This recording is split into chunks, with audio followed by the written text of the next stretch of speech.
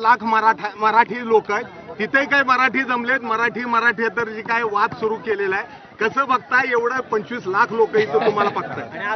हा, पहिल्यांदा तर मी राज ठाकरेंचे आभार मानतो की त्यांनी या ठिकाणी दोन बंधू एकत्रित येण्याचं श्रेय मला दिलं. श्रद्धेय बाळासाहेबांचे आशीर्वाद हे मलाच मिळत असतील, पण मला असं सांगण्यात आलं होतं की विजय मेळावा होणार आहे, पण त्या ठिकाणी रुदालीचं भाषण देखील झालं आणि मराठीबद्दल एक शब्द न बोलता आमचं सरकार गेलं, आमचं सरकार पडलं, आम्हाला सरकारमध्ये द्या, आम्हालाच निवडून द्या.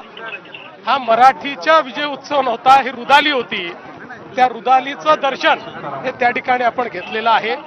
मुळात त्यांना असूया आहे की 25 वर्ष महानगरपालिका त्यांच्याकडे असताना दाखवण्यालायक ते काहीच काम करू शकले नाहीत. पण मोदीजींच्या नेतृत्वात आम्ही ज्या प्रकारे मुंबईचा चेहरा बदलवला, त्यांच्या काळामध्ये मराठी माणूस मुंबईतनं हद्दपार झाला. आम्ही बीडीडी साईतल्या मराठी माणसाला, पत्रा साईतल्या मराठी माणसाला, अभ्युदयनगरच्या मराठी माणसाला त्याचं मोठं घर हे त्याच ठिकाणी दिलं, याची असूया त्यांच्या मनामध्ये आहे. पण मी नेहमी सांगतोय, पब्लिक है सब जानती है.